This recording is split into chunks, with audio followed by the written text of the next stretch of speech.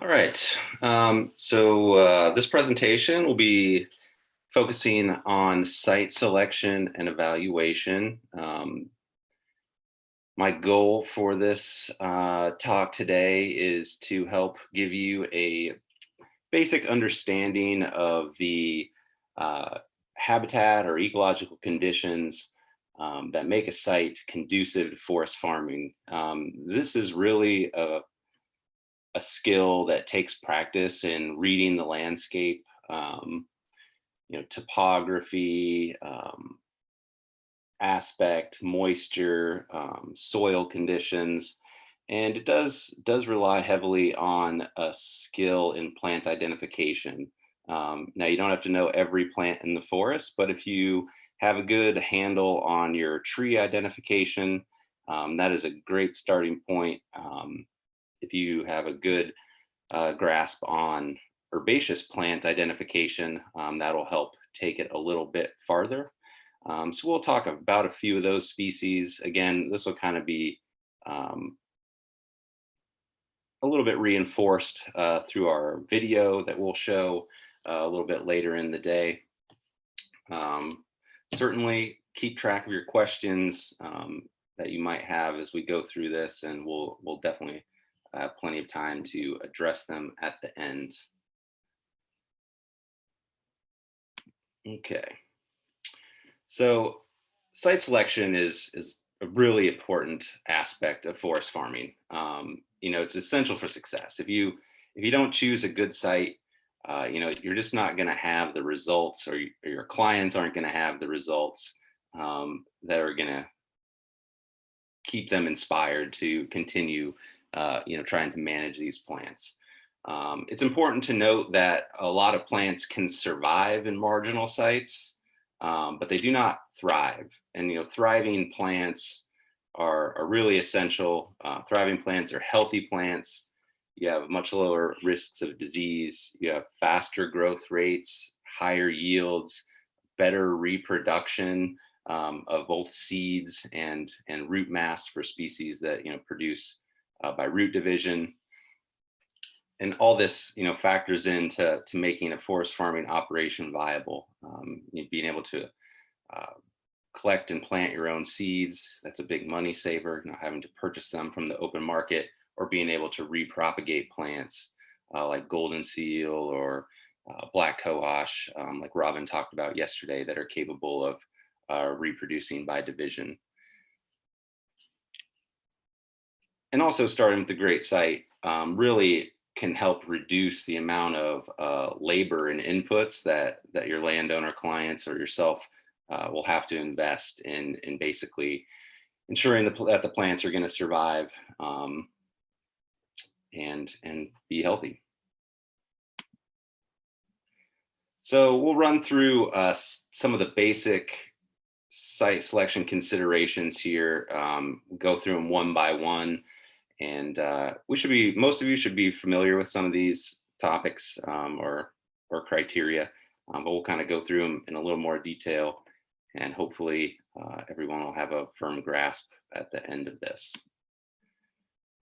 So aspect is one of the first things that I always look at. All these botanical species, ginseng, golden seal, ramps, bloodroot, cohosh, they all prefer the cool, moist, shady side of the hill.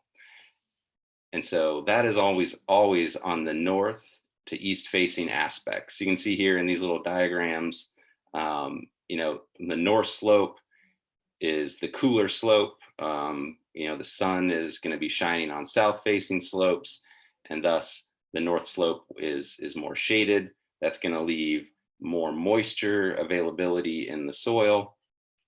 And the same relationship plays out in the east and west facing aspects.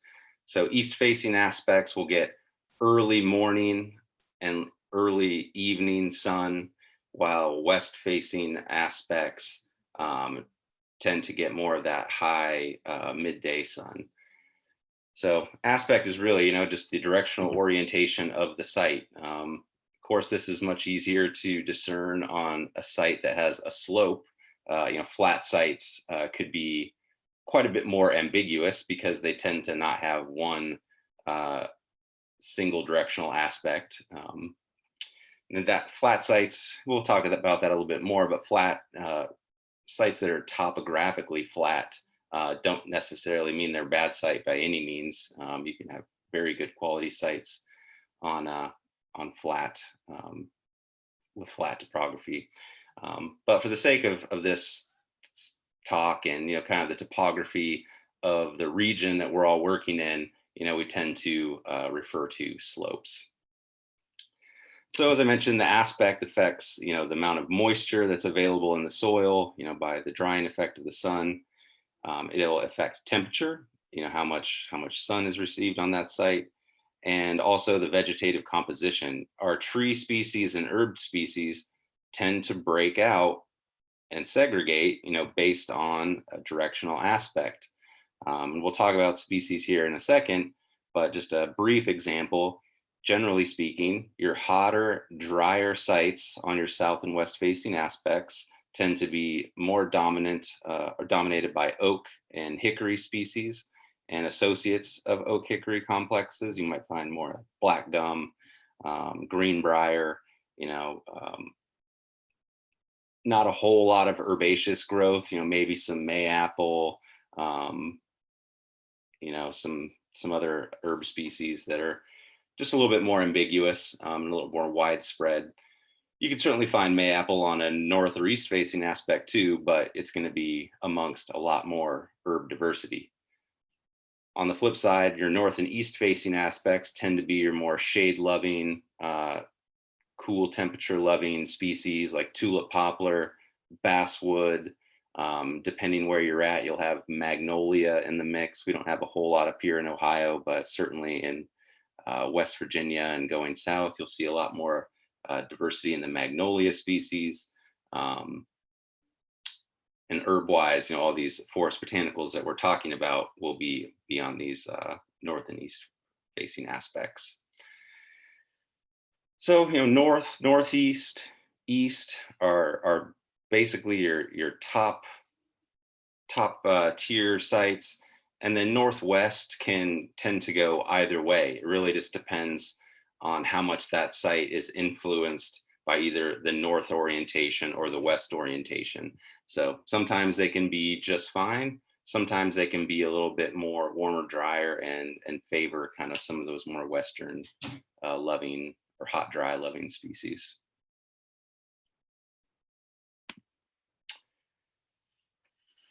Slope and topography. So slope and topography can affect a lot of different things. Thinking about the forest farming implementation of the practice, the slope and the topography will affect what production methods that you can use. So thinking back to our presentation yesterday about the different cultivation methods, a steeply sloped site is going to be, much more conducive to using wild simulated practices or wild stewarded practices where the soil is not disturbed. And your flatter, more gently sloped sites could be more open to a woods cultivated method where the soil is actually being tilled. Tilling on steeper slopes, generally can result in erosion, problems of that nature, and that's certainly something we want to avoid. So certainly the slope and the topography can affect what method you're going to use, how easy it is to accomplish that planting, and importantly, soil drainage. So even though a lot of these forest botanical species like moister soils, they're moist but well drained. And the slope helps facilitate drainage and moving water off the site. So really, when we talk about soil moisture, it's really a balanced soil moisture resulting from basically that shading of the hill or the aspect.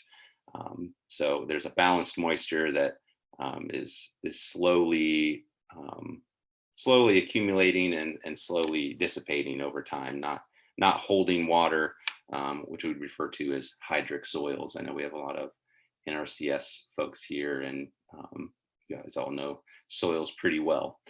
Um, so gentle to moderate slopes, you could basically use any production method.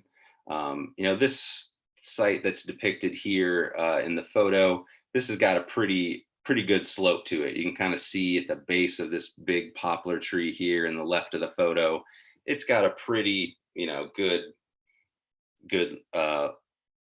slope to it. Um, Steeper slopes, as I mentioned, definitely limited to wild simulated or wild stewarded practices. Um, Here in this photo, I put this in here to kind of show the understory conditions. Yesterday, we talked a little bit about site preparation and mid-story thinning or understory thinning. So you can really see here that this site is getting a little bit congested.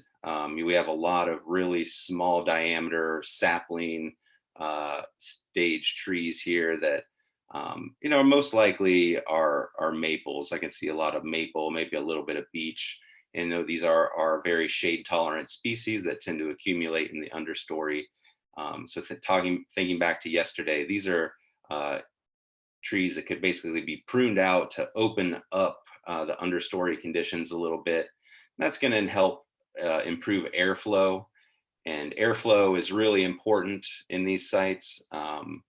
As we mentioned yesterday, a lot of these plants can be affected by waterborne pathogens, specifically fungal pathogens.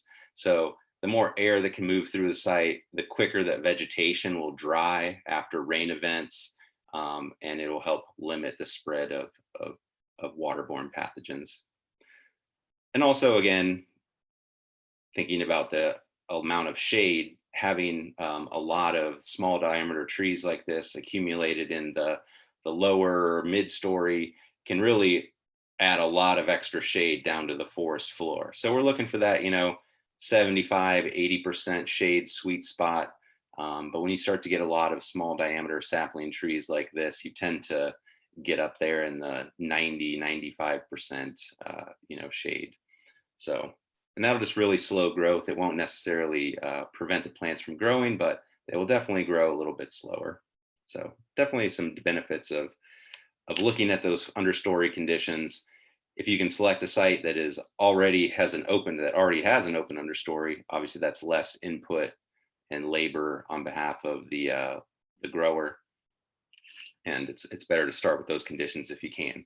Now, obviously, we don't live in an ideal world, and our forests are very dynamic and are all different. So if you don't have that open understory site, it can certainly be managed to create it. So this is basically the same picture here that we just had. I just cropped it a little bit to the left, moved upslope a little bit, and you can see this portion of the picture is a little bit more open. So this would be an example of kind of a little bit more open understory that would be pretty much ready to go and plant without really any intervention. So we're talking about soils. All these forest botanical species thrive in rich, moist, well-drained soils. The more organic matter that is in the soil, the better. Generally, what I do when I'm, you can get soil samples, take soil samples and have those analyzed for nutrients and percentage of organic matter. I mean, that's perfectly good route. That's a good route to go if you want to be very, very thorough.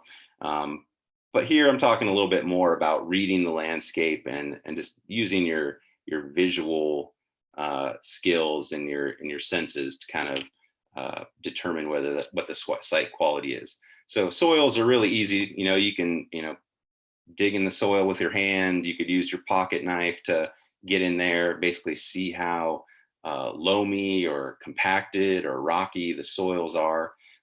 When I walk in through a good site, you can really feel it underfoot, and this is something you will learn with experience. And as you are on more forested sites and more properties, you'll really just start to see that variation, and it'll be really easy to key in on, yes, this is good. I could just sense it, under my feet. Soft, uncompact, nice and loamy. and then, dig in the soil a little bit, see what the color is looking like. Obviously, darker or loamy soils uh, are great, um, but there's a lot of variability in soils, and they change.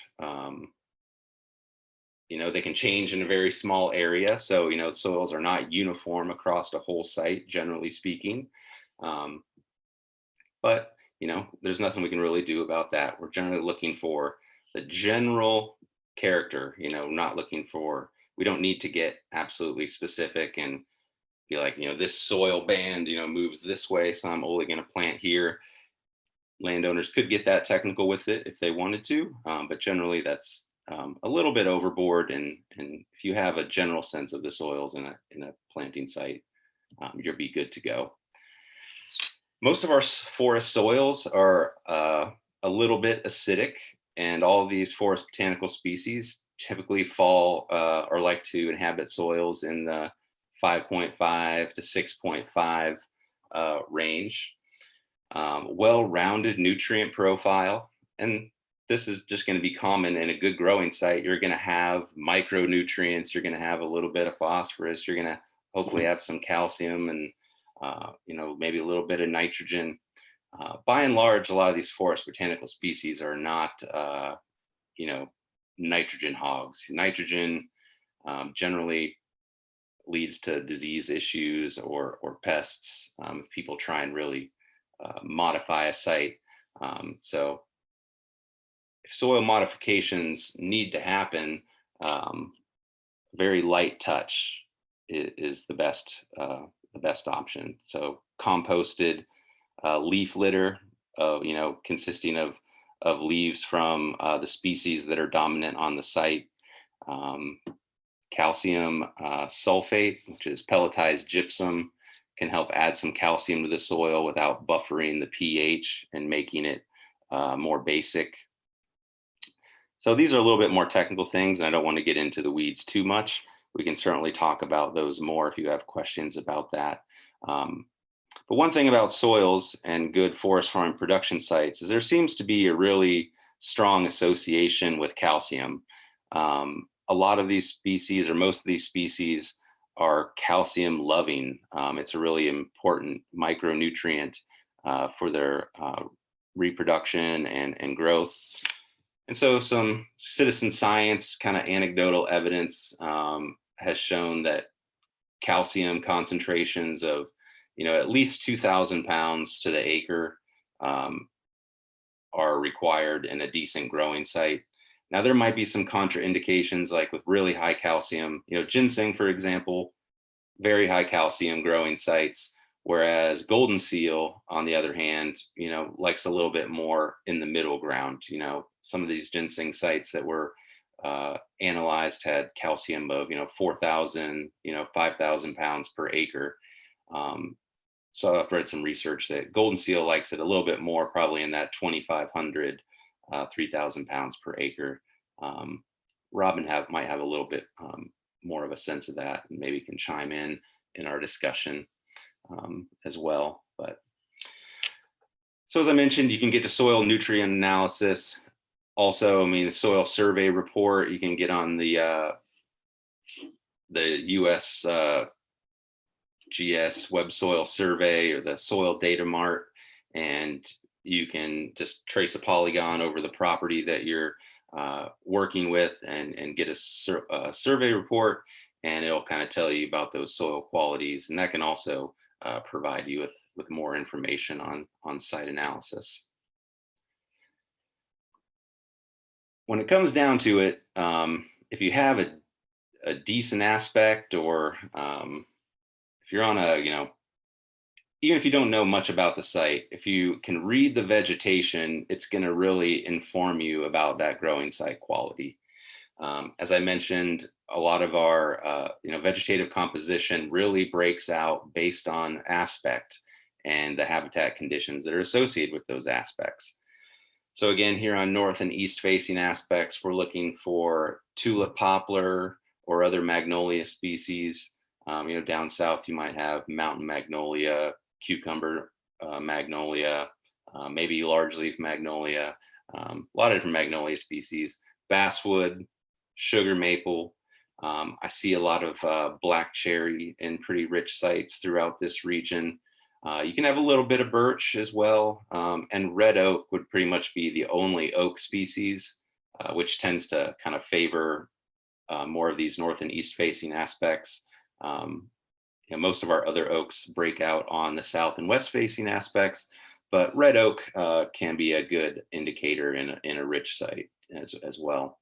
Of course, this list is not exhaustive by any means, and uh, but basically, a lot of these species, especially the top three listed here, the tulip poplar, sugar maple, basswood, these species tend to concentrate a lot of calcium in their leaves before they drop them in the fall.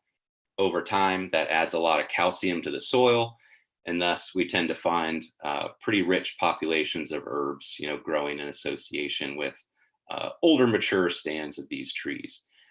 So anytime I see a basswood tree, this tree here in this picture that's kind of leaning out and has that curve to it, uh, that's a basswood right there.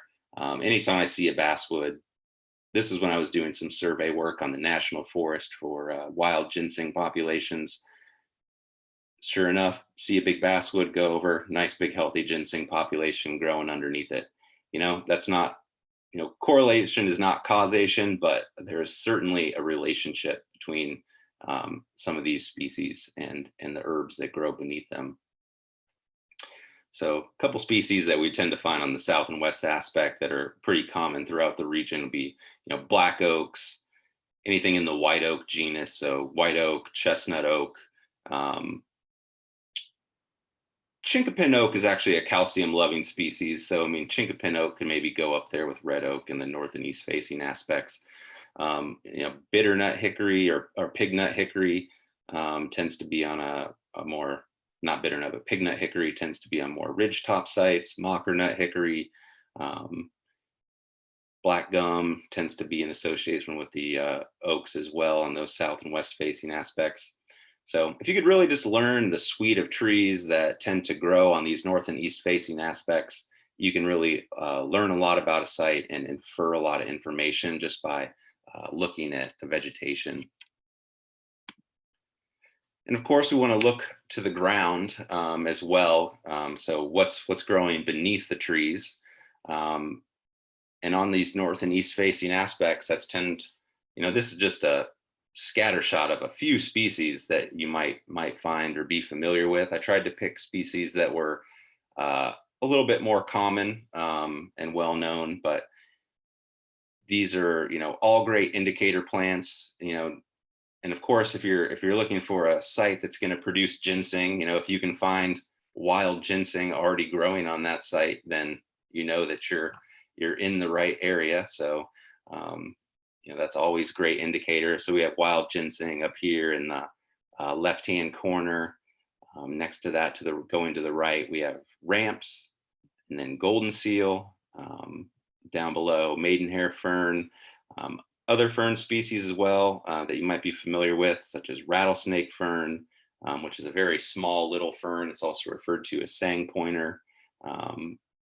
Some common wildflowers here on the bottom. We have the large leaf trillium. The little purple flower is hepatica, and then the last picture there on the right is the large leaf waterleaf. So species like trillium and ferns and large leaf waterleaf, these are really common species, and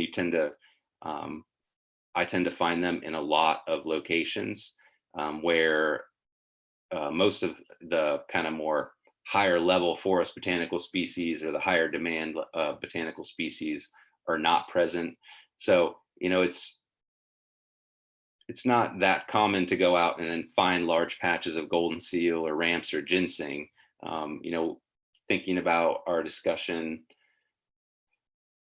yesterday and thinking about some more things we're going to talk about today about past land use history, our forests have been used for a lot of different things. They've been cleared, they've been grazed, they've been used as agricultural land, and they've reverted back to forest since agricultural abandonment. So a lot of these species that might have been there at one point in time might not be there anymore. So looking for some of these more common species that are on a site can help infer a lot of information about the potential for that site for forest farming. And again, this is just we could have 20 different common species that we could talk about, but just wanted to give you a small snapshot just to kind of illustrate the point a little bit. And as I mentioned, land use history, it's an important factor to consider when evaluating forest farming sites. Um, if you can get a hold of historic aerial photos, I mean, here in Ohio, we can get aerial photo sets going back to the early 1950s or late 1940s from the Ohio Division of Forestry. You just tell them your property, they'll send you those images. And that can really help understand, past land use and what sites have been forested the longest. So looking at this picture here, we can see all these light colored areas that are, the really white colored areas. I don't know if you can see my mouse here. But these are, row agriculture, tilled soil. This was, potatoes and strawberries on this particular farm back at this time. And then here, the more light gray area, pasture land, grazing land. And then of course our forests. So here in this upper square here, this top parcel in the bottom left-hand corner, we have a nice northeast facing slope that was forested in 1951, still forested today. So if I was going to go out and look for good potential growing sites on this property, that's one of the first places I would look, because I know that has very old, mature forest. It's on the right aspect, and we'll go out there and see what the conditions are like on the ground. But past land use can definitely affect the site quality and the potential for forest farming. Heavily grazed sites can have very compacted soils. A lot of time they're overgrazed, and then you get erosion problems. And with erosion comes, topsoil loss, nutrient depletion, and all these types of issues that can affect growing site quality. So if I can ever get a hold of a historic aerial photo, definitely find them to be very valuable. You can get these on behalf of your clients as well, as long as they are not enrolled or have been previously enrolled in any cost share programs where they get federal assistance, or say like state tax abatement programs. Like here in Ohio, we have Ohio Forest Tax Law, or CAUV, common programs across a lot of states, I think. So if they're enrolled in that type of a program, they have to request the photos themselves, because they will not release them to service provider generally, at least here in Ohio. Might be different in your state.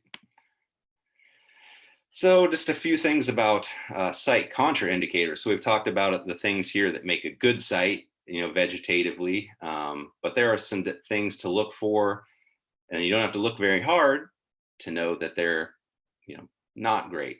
So here in this picture, we have a lot of rhododendron. This is a thick rhododendron forest. It's a very lush forest. It's on the right aspect. This is a pretty well north-facing valley here. A lot of tulip poplar, sugar maple, basswood, magnolias, all those species that I talked about that were good.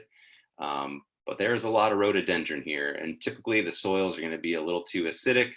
It's going to be a lot of competition, a lot of clearing, site modification.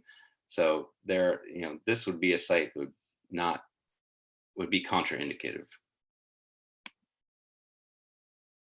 This is a species that I come across quite a bit here in Ohio on formerly grazed sites. This photo is actually taken in West Virginia. So there are a variety of Lycopodium species, more commonly referred to as ground pine. But this species generally indicates disturbed ground, nutrient poor soils that have been disturbed at some point in the past. Like I said, I see this a lot on grazing sites. I do have a lot of this on my property as well. I've tried removing it and planting some stuff in those areas, and nothing really tends to do that well. So this species, if you see this in a site, uh, best to start looking for a different location.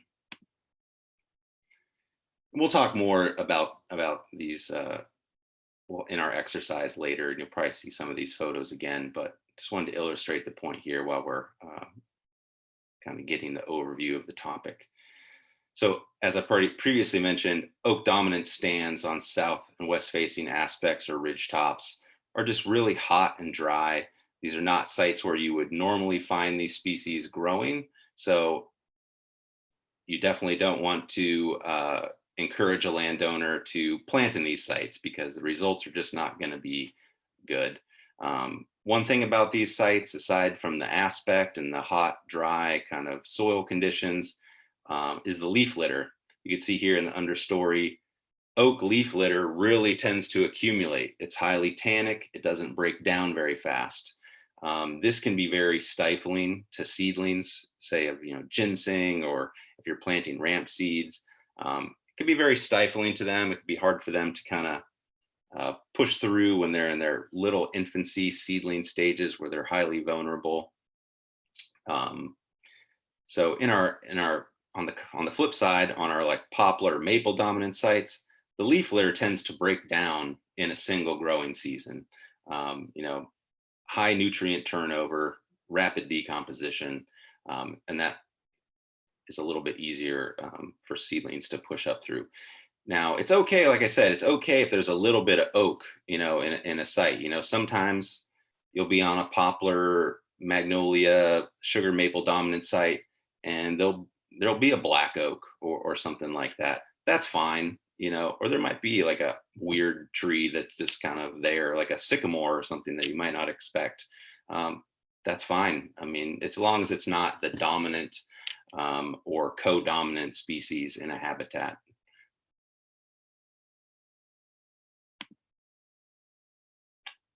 Guess I already mentioned this on the intro slide there.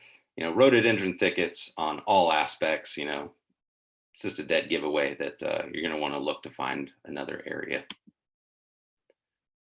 Also flood prone lowland forests. So I do like this picture because, we're talking a lot about forest botanical species here, ginseng, golden seal ramps, etc. Ginseng especially does not like, wet feet, does not like moist soils that stay moist or are poorly drained. And that holds true for a lot of these root crop species. Ramps would be the one that, could be slightly tolerant of a little bit more moisture or some like really short-term, flooding events where the water comes up but then goes away very, very quick. I have seen it, and it does sometimes happen. But also thinking about the broader non-timber forest products, right here in this picture in the middle of the screen, we have a pawpaw tree. Pawpaw trees grow along these riparian areas.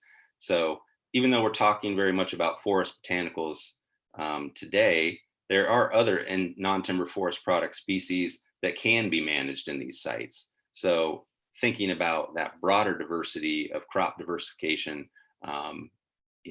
can still have potential.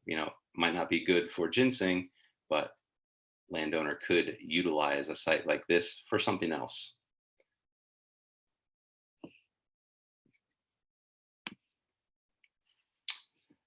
All right, so in this section, I just want to talk about some tools available for basically identifying sites remotely before you go out and actually assess the conditions on the ground.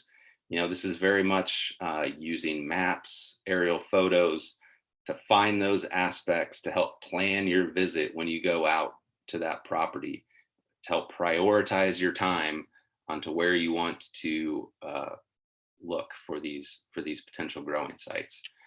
Now, I recognize that there are a lot of different mapping tools and applications that people can use. I know a lot of state agency folks like NRCS might have their own kind of interagency or proprietary mapping systems. Whatever you want to use is absolutely fine. Um, the things that I'm going to talk about today are just kind of some quick and easy and accessible tools that you can use or platforms that you can use um, to do this kind of remote assessment. So I'm just going to provide, basically the goal of this is to provide an overview of some of the options and some of the things that I use for quick assessment. So we'll talk about Google Earth or Google Maps, either platform. They have we'll talk about the pros and cons of each. Um, County auditor maps or GIS mapping websites. These can be really good. They have multiple map layers with multiple views. They provide the parcel lines and the plat information for that whole parcel, the acreage, et cetera. The one downside for the county auditor maps is they're not available for all counties. It's getting better, but sometimes you do run into a county that just doesn't have a good mapping system to be able to get the good aerial photos, or that has a lot of map layers. I'll talk about the Plant Shoe site assessment tool. Kind of a funny name, Plant Shoe, like a gumshoe, like a detective. This is something developed by Virginia Tech. Pretty interesting little tool, really just, trace a polygon over the property and it will basically generate a report on site suitability for a variety of species. There's a variety of mapping software, like ArcGIS, if you have a license for that. QGIS is an open source GIS platform that does not require a license, and you can pretty much do all the same things you can do in ArcGIS. And then there are a lot of mapping apps, like hunting apps, like Hunt Map, or there are a dime a dozen. You can get a lot of different mapping apps as well. And as I mentioned, there's state or agency mapping platforms. For West Virginia, I use the West Virginia Parcel Viewer a lot. That allows you to get in and get a lot of different map views, topo maps, hillshade maps, aerial maps. And also Ohio has one too. If you get into a county, Ohio is one of these states that not every county has a good auditor's mapping system or GIS mapping system. So in Ohio, I use the Ohio Oil and Gas Well Locator, which is run by the ODNR, the Ohio Department of Natural Resources. It's been a really valuable tool. Sometimes the parcel information is not entirely up to date on as far as who the owner is of that parcel, but you can get a lot of maps and get a lot of valuable information. And of course, physical maps, if you have access to USGS quads, that tends to take a little bit more time. You have to know what, quad your property's in that you're going to be assessing. And that's certainly perfectly fine. It's the way it's been done for a long time. If that's what you're comfortable with, by all means, go for it. But I'm just going to go over a couple of these real quick. So Google Earth and Google Maps, the main limitation here are there are no parcel lines. So you have to have a parcel outline that you can look at to know where the property boundaries are to compare. But the good thing that I really like about the Google Earth and the Google Maps is it has a 3D view. So you can toggle between 2D and 3D, and you can really get a good sense of the slopes and the aspects and read the landscape. They did just update Google Maps with a few different map layers. So now you can get topo maps as well as satellite maps on Google Maps platform. So I use that one a lot just to get a real quick sense of the property, or to just take a screenshot for creating basically a map that I can use in the field, or an aerial photo that I can use in the field and take notes on and reference different sections of the property when I'm out working with the landowner. Google Earth can basically do anything that Google Maps does. The one thing that Google Earth has, that Google Maps doesn't have, that I have found valuable, is it has a little bit of a historic aerial photo view. Generally, you can do a time lapse back to the early 1990s, and get a sense of some of that more recent past land use and how the property may have changed over the past, 25 years or so. Um, and a lot of cutting, tends to happen on like 25 or 30-year cycles. So I deal with a lot of landowners. They'll say, "Oh, my property's never been logged," and then you can quite clearly just look back 25 years and be like, "Yeah, well, this is early successional habitat 25 years ago, um, and it was probably logged about 40 years ago, or something along those lines." So those historic aerial views can be a good tool. This is kind of what this is a Google Maps readout right here. You could see this is the new topo feature they have on there. So it really allows you to read that landscape. Um, again, no parcel lines. So you kind of have to know where your general boundaries are, um, which I do for this property. And, here you can pick out these valleys with, here's some nice northeast to east facing aspects in these deep valleys. You can see that topo map, and then you can get the aerial photo. You can say, "Yep, fully forested, looks pretty mature." These would be some good potential sites to go evaluate when we're out on site. So over here on the right, you can see the 2D. This is in 3D mode right now, so you could see these valleys a little bit better. So it kind of just tilts the view so you can see that topography. And if you can just toggle on this button, 2D to 3D, and it can really help you see the landscape. And that was much more valuable before they added this topo layer, because of course that helps read that topography and landscape a little bit better. But it's a valuable tool, quick and easy. You can access it anywhere on your phone, on the fly, if you need to.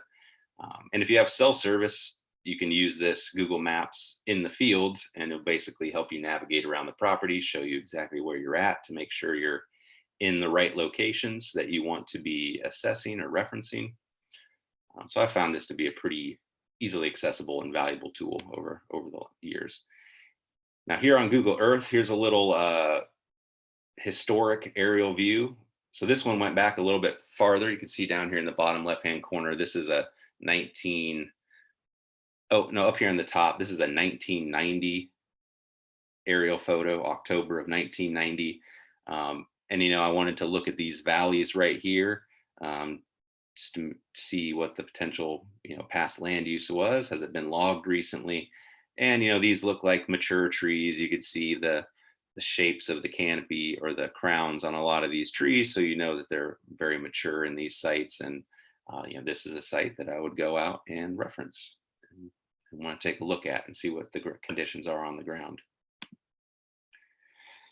The plant shoe site assessment tool, as I mentioned before, this is where you basically will just draw a polygon, or just click around an area, or an entire parcel that you want to be surveyed.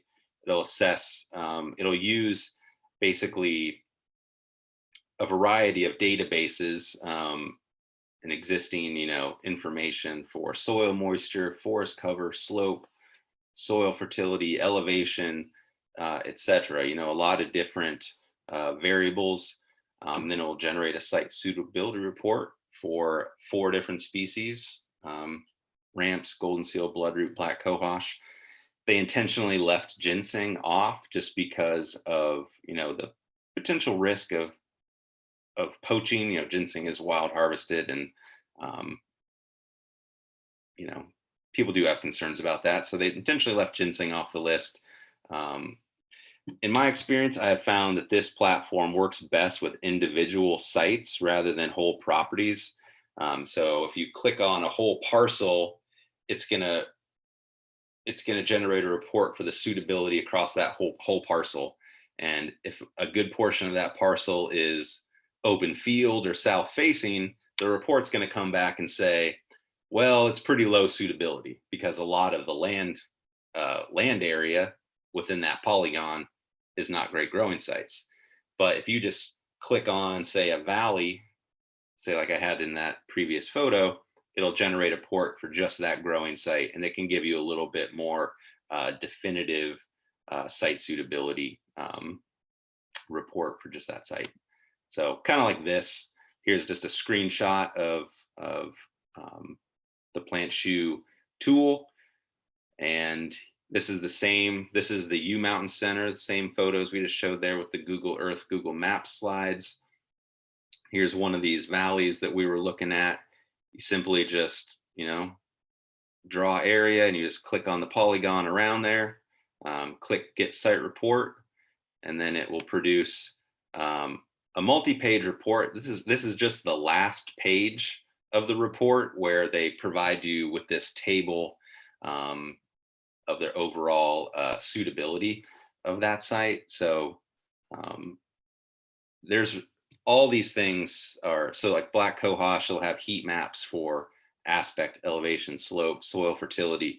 So it's generally a pretty lengthy report, generally 7-8 pages or so, and you get a lot of these different heat maps that can kind of help you key in on site suitability.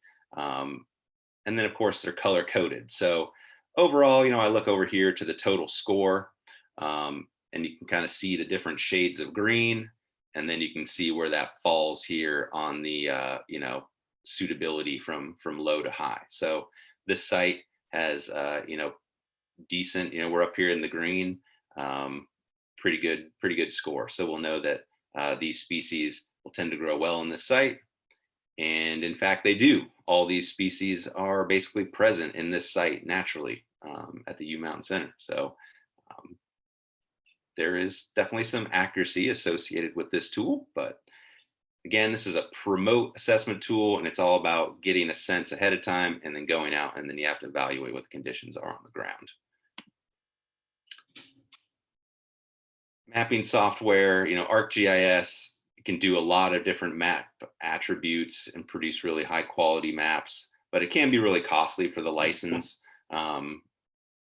I don't know what the annual license cost is. We have a nonprofit license, so it's only $100 per year. So that's really cheap. But I think it's more on the order of maybe like, $600-$800 for a full license without the nonprofit discount.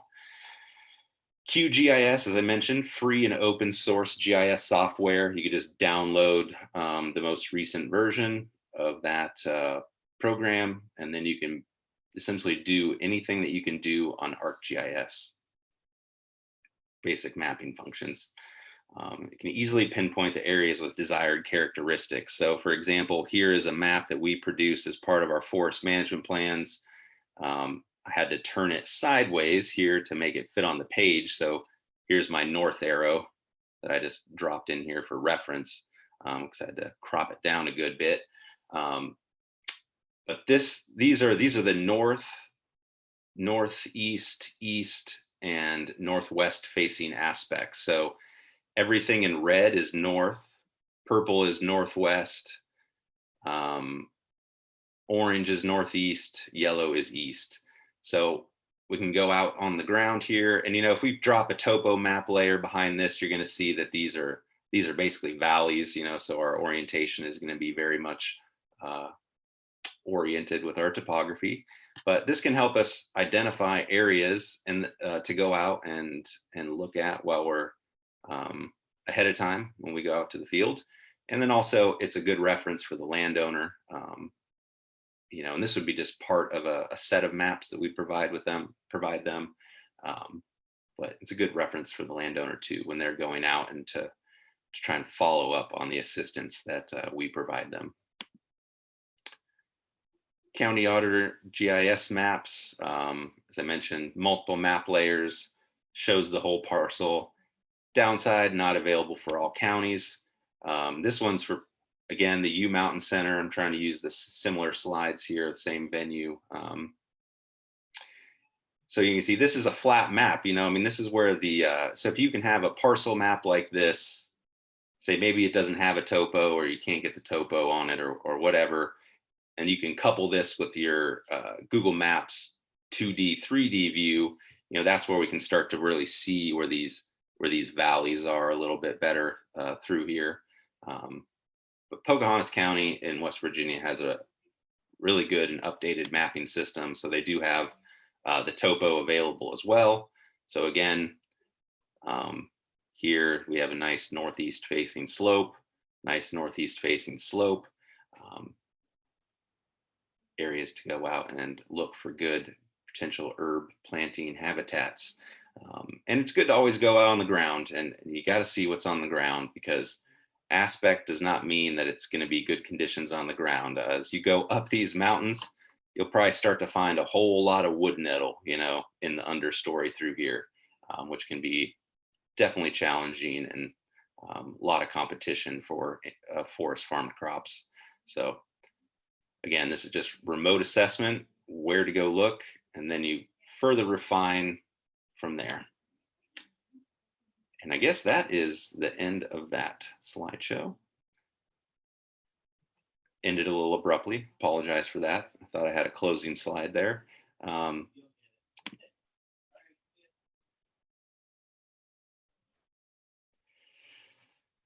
Does anybody have any questions? We had one comment in the chat box, but so far, no questions here. Yep. So we got Dorian has mentioned that in North Carolina, they will provide you with historic aerial imagery if requested, and they will also print out a soil report for you. So it's always good to get in touch with your state and local resources that you have available. If you don't have the ability to access that information yourself, they are there to assist in a lot of cases. So it's certainly true. Very similar here in Ohio. I don't know about the soil report. I'm sure they would provide one if requested, but yeah.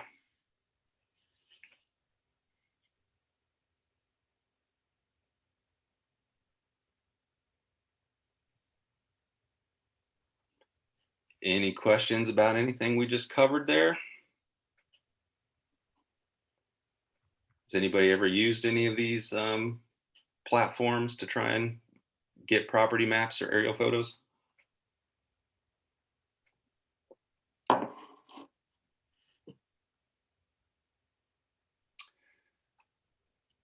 We have a question here from Ross. He's asking, are there any forest products you would recommend for the south and west aspects? So in regards to the forest botanicals and some of the shade-loving NTFPs, not really, but the best NTFP capability on the south and west aspects would be for mushroom logs. So say shiitake, lion's mane, species like that. They tend to grow on denser hardwoods, white oak, hickory, sugar maple. So south and west facing aspects, if you're especially managing them for say timber stand improvement, you tend to get a lot of sugar maple accumulation in the mid-story on south and west oak dominant sites. Now, if you're trying to encourage more oak hickory regeneration, you could cull sugar maple and use those smaller diameter rounds or logs for mushroom cultivation. So there are NTFP co-management opportunities with south and west facing slopes, but overall, there aren't any, there's not one species that I can point to that does really well. Robin, do you have any persimmon? There are two that might be worth experimenting with, Tanner. One is wild yam, especially at higher elevation sites. Sometimes it does really well if the soil's good and there's adequate moisture on like clear cuts and shelter wood cuts and forests that have been burned or somehow exposed on these south and west sites. Also, if you've got really deep clay soils, wild indigo, Baptisia tinctoria, can do well in really harsh conditions because it's a slow grower and it doesn't like competition. So it'll grow a lot of times where nothing much else is growing if it's like in a kind of a scrubby area. So those might be two worth experimenting with. That's a good point. Yeah, was not thinking of wild yam, but yes, that is one that I tend to see more in richer oak dominant sites. And we don't really have tinctoria, the Baptisia up here, but yeah, for more in the southern range, that definitely, those are good suggestions. Oh, and also it might be worth experimenting with Camelarium luteum, false unicorn root. Sometimes it grows on like west facing road cuts, like around Mount Laurel, Pine, Oak, places that you normally wouldn't, look at in association with the species that we've talked about so far. But it can be a weird one. It can also grow in like kind of damp, wet areas in riparian zones. So there could be some genetics at work there, but right now it's all classified as Camelarium luteum. So if you get some germplasm from a site that's like the one that you're trying to experiment with, that's always better. And this is also refreshing my memory on something I neglected to mention here, and that's what I refer to as microsites.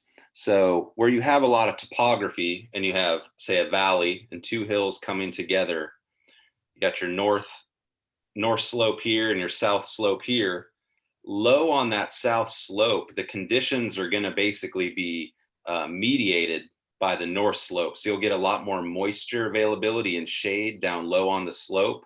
And so a lot of times you can still find a lot of these north and east facing loving herbs down low on those microsites. I mean, the further you go up the hill, the more southwesty, hot and dry it's going to be. But down low, there still could be potential habitat on those south and west aspects.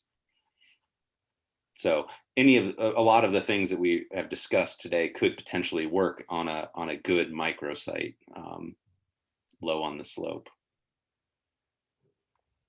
Yeah, and I've noticed, I don't know if it's because of high elevation or just kind of older forested habitat, but one of our biggest wild ramp patches is complete south slope. It's like 3,200 feet though.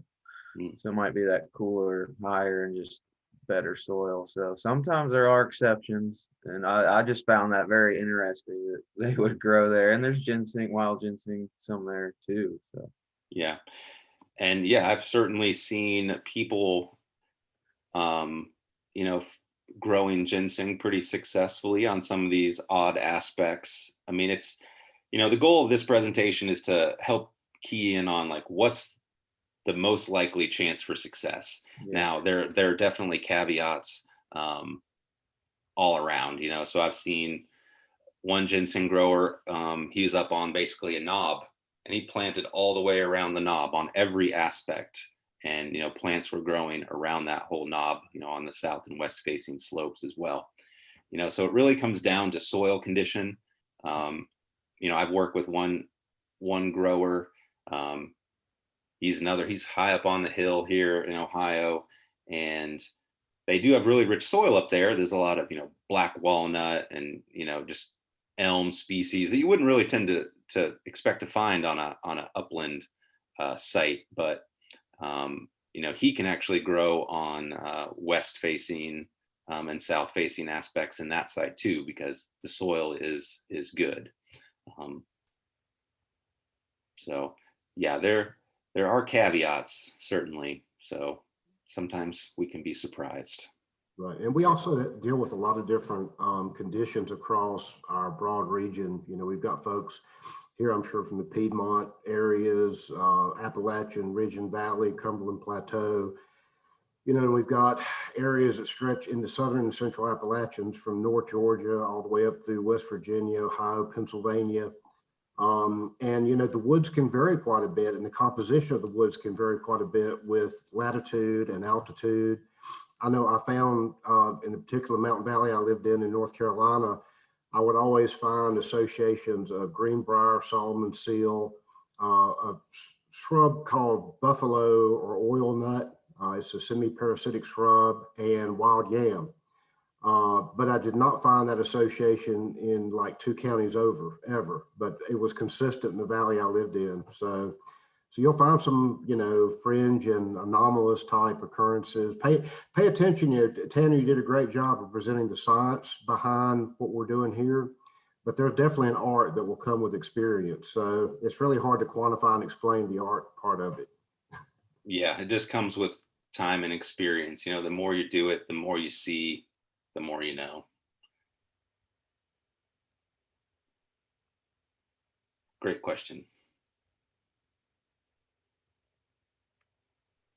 Looks like we got some folks here that use Google Earth Pro, and if you're in Virginia, you can get historical images from the Virginia Department of Transportation. So that's good to know. You cannot get those, as far as I know, from the Ohio Department of Transportation here in Ohio. So like I said, every state's a little bit different, and kind of the resources that you have available to you are going to vary based on your geography. Anyone else have any questions that arose from that discussion?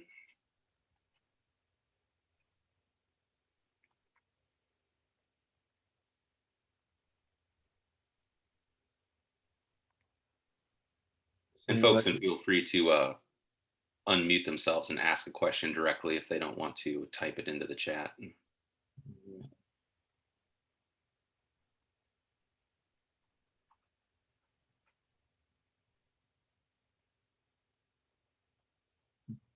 Oh, sounds like that's probably a wrap.